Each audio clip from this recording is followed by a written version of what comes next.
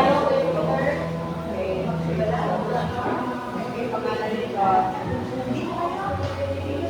Dito kayo mga pamataan. Okay. Oo, wala tayong live. Ayan, live na. Naka-live na siya. Actually, nawawala-wala lang yung ating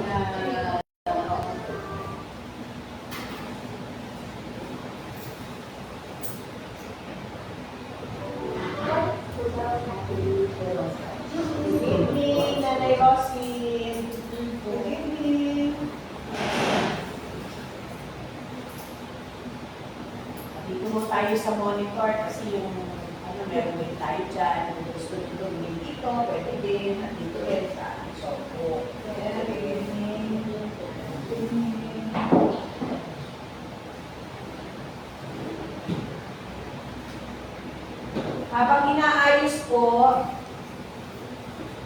Habang hinahanap po ni Brother Peter yung ating kakantahin, wini-welcome po natin ngayong gabi ang ating dalawang kabataan dito. Anong pangalan ninyo?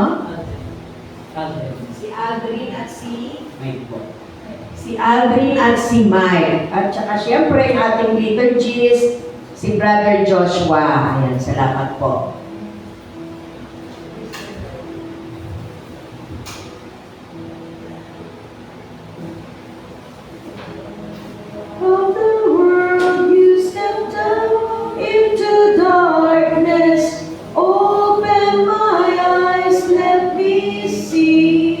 Pakilakas po.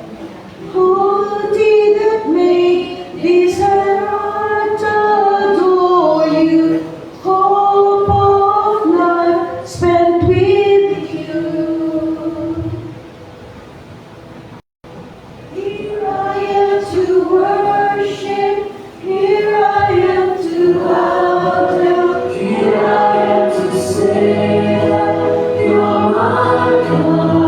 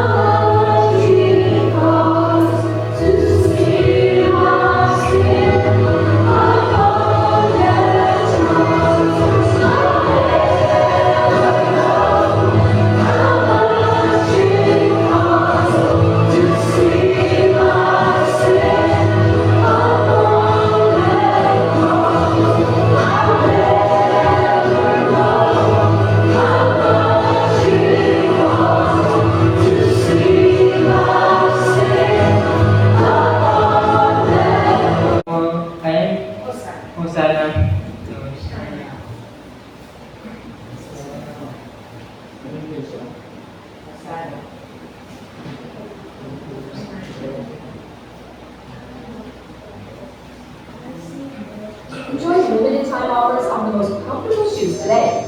Save even more with the best branded deals with free shipping.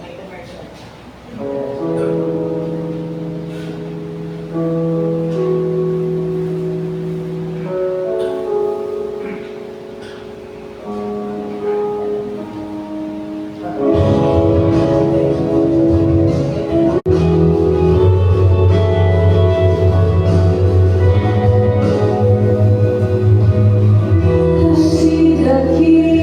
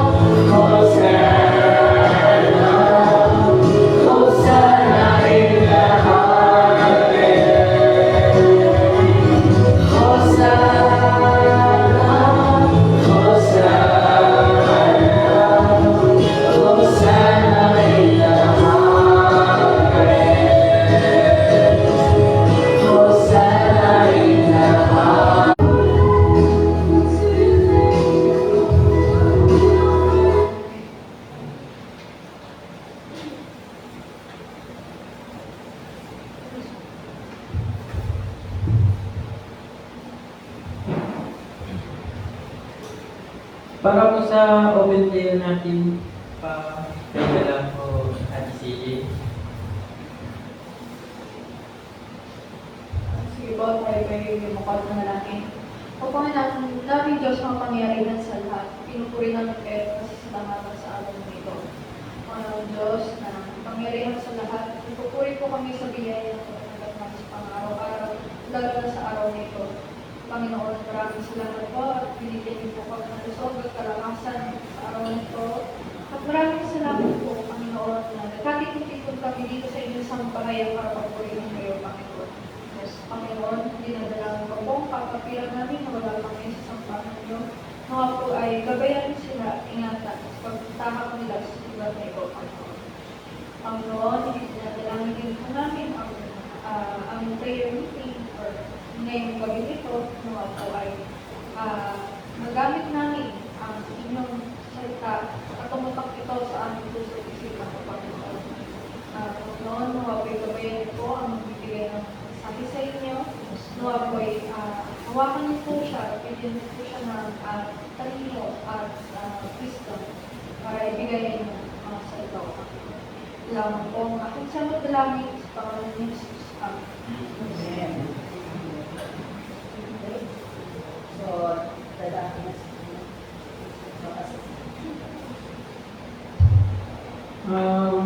Sino po gusto magpasalamat? saan natin umpisahan? Kanina po natin Sino natin yan? Ay, wala. Okay, good evening lahat sa atin. Magandang gabi sa atin lahat. At ako'y lubos na lubos salamat sa Panginoon at binigyan naman ako ng pagkakataon sa pagkakalo sa ating gawain ngayon.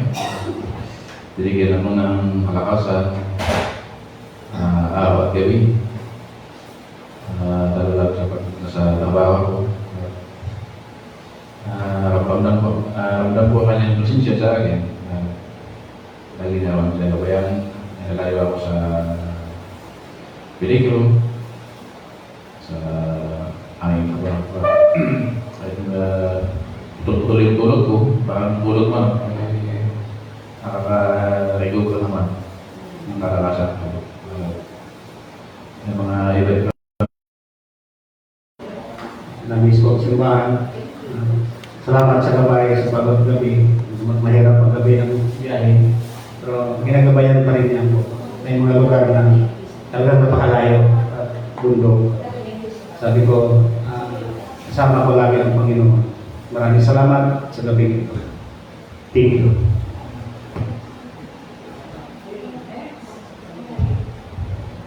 Pinagpapasalamat ko po sa Panginoon ay ano po, baka sorry po yung score ko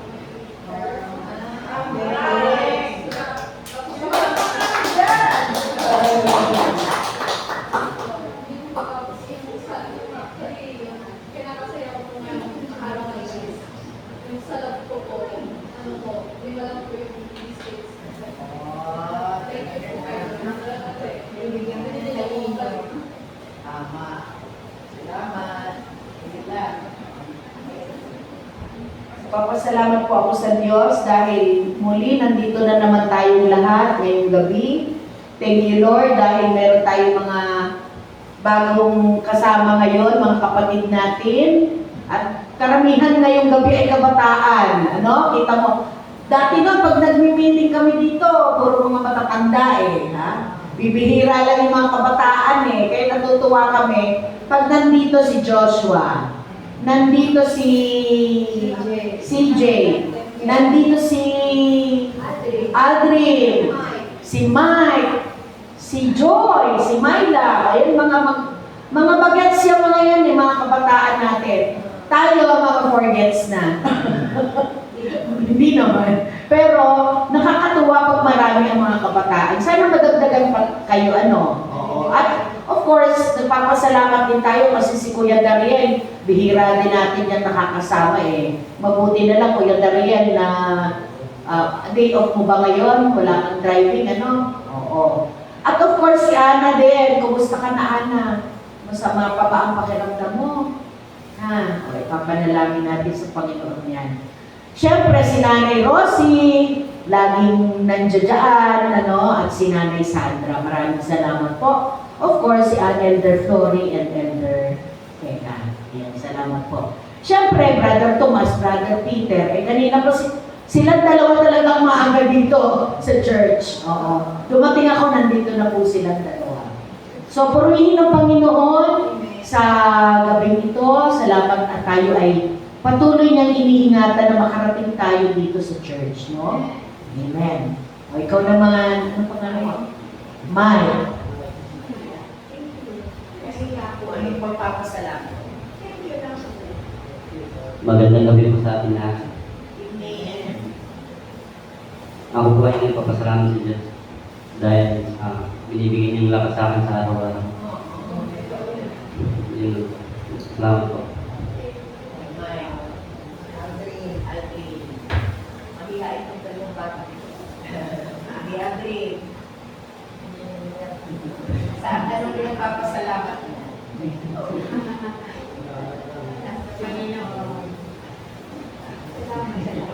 Ngayon yata. Magpasalamat nandito ko ngayong gabi. Ano, saan ba kayo nakatira pala?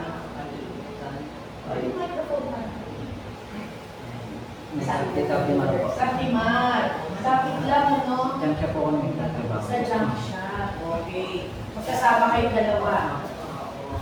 Thank you, no? At sana pagka malubag ang inyong schedule, wala kayong mga trabaho, makarating ulit at makasama namin kayo dalawa.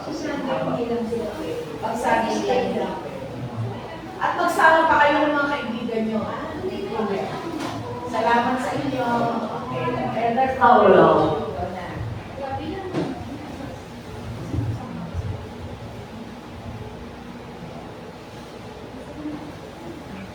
Talaga si Elder Glory laging may To God be the glory po. Salamat po sa Panginoon sa araw na ito na muli niya tayong pinagtipon. Yun nga po ang sabi, namimiss natin ang bawat isa. Si Dariel, si Ana, salamat sa Diyos sa presensya ng bawat isa. Kay Joshua at sa dalawang bata ito na talagang ang Panginoon ang nagpapunta sa kanila. Binigyan sila ng Panginoon ng pusong masunurin. Tinundungan namin si Joshua. Sirado ang kanilang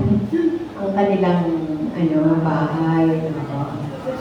Papasalamat ako sa Panginoon at ang batang ito ay may pusa para sa gawain ng... Kasi binira yan sa mga kabataan. Yung talaga nagpupusa at yung iba ang hirap din akayin. Pero pag sa ibang mga bagay, madali. Ganun talaga eh. Pero pag sa gawain ng Panginoon, hirap. Kaya salamat sa Panginoon. Salamat sa patuloy na proteksyon na binibigay niya. Alam naman natin ang panahon ngayon na napakapanganib. Walang katiyakan. Salamat sa Panginoon. Yun na nga, yung hindi mo alam kung ano ang darating. Hindi mo alam kung ano ang darating na sa araw na darating.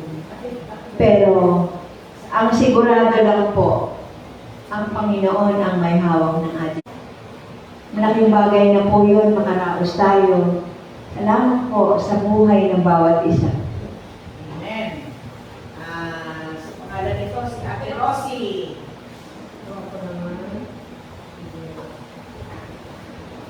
Magandang gabi po sa ating lahat mga kapatid. Lubos ako nagpapasalamat sa Panginoon dahil marami-rami tayo ngayon. Dahil may naragdag sa atin yung mga kabataan. So, salamat sa Panginoon. Niloob niya talaga yung mga kabataan ngayon na niloob ni Lord na makarating rin dito para makapakinig rin sa kanyang banal na salita.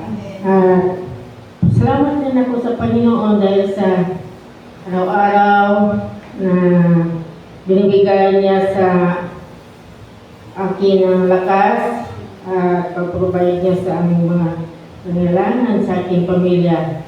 Kahit malayo man sila, pero sa Panginoon walang distansya. Lubos talaga ako nagpasalamat sa Panginoon kasi ang tagal-tagal ko na nagtatrabaho dito sa Maynila. Nag-iisa, pero kasama ko ang Panginoon. Hindi ako nahiya sa paglakad-lakad kasi kailangan talaga na magtrabaho. Wala rin akong tinapusan sa pag-aaral, pero salamat sa Diyos, binigyan niya ako ng lakas loob, hindi ako mahiya sa anak buhay ko. Yung unang-una doon sa Puerto, hindi ako nahiya ng may bahay magtatanong, Ate, nagpapalabaw po kayo, nagpapalansa po kayo, nalilinis rin ako ng bahay. Ay sabi niya, sige, bigyan ka namin ng trabaho.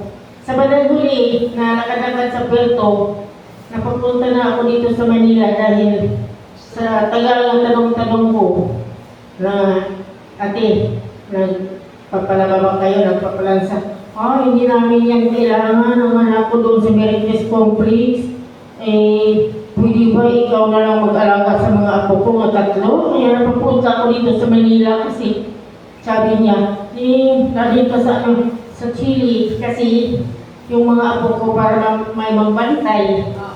Hindi ako nakasama sa Chile dahil ako na-registered. Kasi noong panahon hindi na-register ako. Yun, hindi stricto kasi. Kaya napapunta ako dito sa Manila dahil rin sana ako sa Chile. Ngayon, sa bandang huli na hindi ako makasama kasi hinahanap ko ang simbahan. Kahit saan ako magtatrabaho, itong simbahan talaga number 1 kong hinahanap dahil sanay talaga ako sa amin, sa Negros na magsisimba bawat linggo. So, salamat naman sa Diyos, hindi ako pinapabayaan ng Diyos kahit hindi ako nakasama sa Chile. Pero dito sa Maynila, naglakas loob ko rin na binigyan ako ni Lord ng lakas loob na hindi ako mahiya. Nagsimba rin ako dito. Si Nanay Opel noon ang number 1 ko na kaibigan dito sa church. Kung anong ginagawa niya dito, nagtulong-tulong ako. Tapos sa bandang huli, tinulungan niya rin ako na rekomenda niya ako sa pinagtrabahoan niya. So, salamat sa Panginoon. Pag mahal mo ang isang tao, mahal ka rin. Kaya, hindi ko sukat akalain na sa akin ni Nanay Opel iiwan ang trabaho niya kasi may kapatid siya. Sa akin pinag-iwan niya. So, kaya dito, kahit hindi man ako nadala sa Chile, dito ako pala sa simbahan, iba't ilagay ni Lord. So, 13 years ako dito. So, habang dito ako sa church, salamat sa Diyos, nagbili lang ako ng dyaryo niyan sa labas. Nagbasa-basa ako, nakita ko yung may nagtuturo ng massage. Pinuntahan ko talaga kung saan banda yun. Kaya nakapag-aral ako noon ngayon, kila email, nagtrabaho rin ako noong 2004 pa habang dito ako simbahan. Habang dito ako simbahan, noon rin ako kila hiniram ako ng 3 araw pagka nag-pulis. Pauwi ako dito dahil permitting. Kaya salamat sa Panginoon na hanggang ngayon, salamat sa Diyos ang mga biyaya. Pinuprovide niya sa atin lahat. Pag-ubinigay ako sa simbahan dahil sa trabaho na binigay ni Lord sa akin.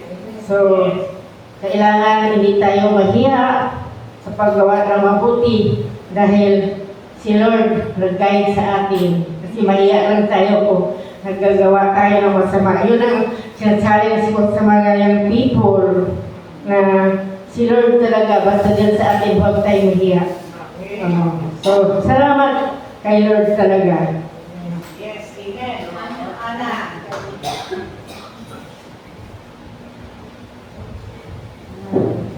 Papasalamat po sa Panginoon dahil nandito naman po ako. Nag-finger prosper dyan makakarating po. na-operahan po ako. Sabihin lang po.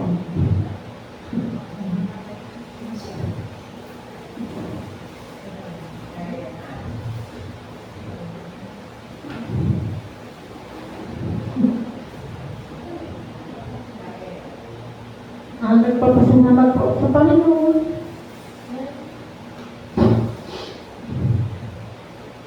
Dahil may good news, may bad news po. Dahil yung pong biopsy ko po, itong huli, ano po, nakita po may biliyak po yung kasi. Tapos nakitaan po ng stage 1 cancer po yung nasa loob po. May tumor po ako sa matres. Yun po ang ano mo. Kaya po, salamat sa Diyos dahil nasa loob po siya. Sabi po ng doktor sa akin, pumunta ako ng Monday. Tapos, ang sabi niya, kailangan po magpa-CT scan kasi baka daw po may kumalat o may naiwan. Pag daw po may kumalat o may naiwan, operahan ulit ako. Pero sabi naman po ng doktor, ipag-pray na tiwala lang sa Panginoon na wala, kailangan po talaga ng CT scan. Kaya kailangan po may CT scan sa Jesus Christ sa stomach po. Bali dalawa po yung wala naman po sinabi mag-chemo muna ako, mag-chemo na o mag-radiation. Kaya kailangan po talaga ng CT scan po ako sa lalong madaling panahon po. Kasi sa serious po, February pa po ang schedule ko, kaya hindi po pwedeng patagalin. Kailangan po ngayon po week na to, kaya sa sumunod po, yung mga doktor. Pagpasalamat din po sa Panginoon dahil yung ni Mark, umuusad po, nagiging maayos po yung niya. Kahit pa paano, kahit mahirap. Salamat po sa Panginoon. Dahil natin pa rin, natin siya. Hindi niya kong pinagpapalaan. Hindi po, salamat po.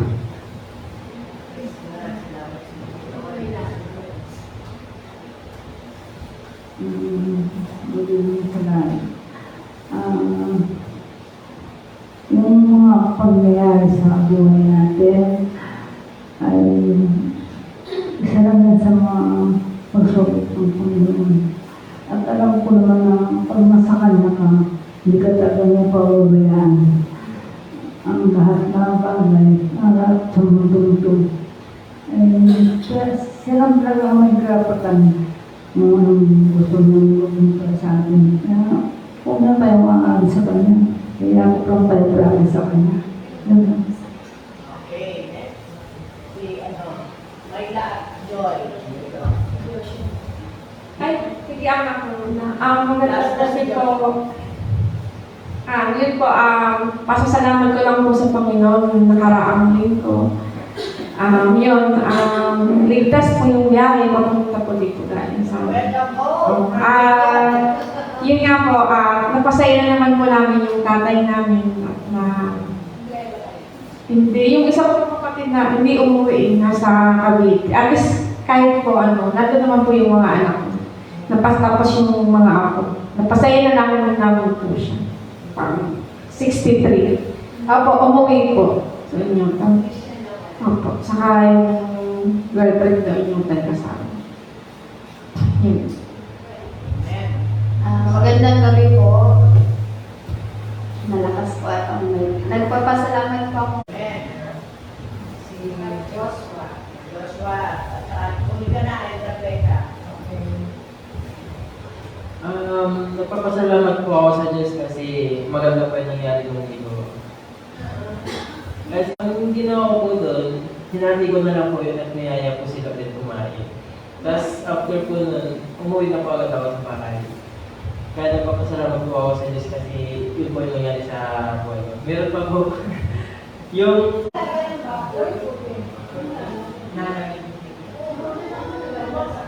Thank you, Lord. Napakabait ng Diyos. Blessing yan kay kapatid na Joshua dahil ang puso niya ay maganda na nagsishare din siya ng blessing na binibigay ng Panginoon. Salamat sa gabing ito at tayo muli ay nagsama-sama upang ating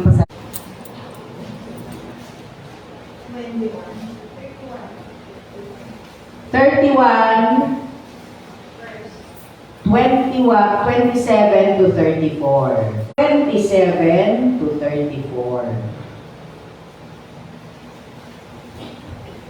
Okay.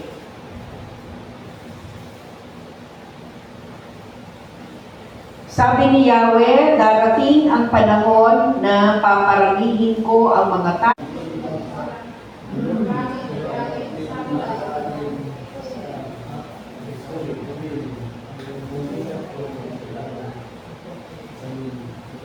Okay, 29. Pagdating ng panahong iyon, hindi na nila sasabihin, mga magulang ang kumain ng ubas na maasim, ngunit mga anak ang nangingilo ang mga ngipin.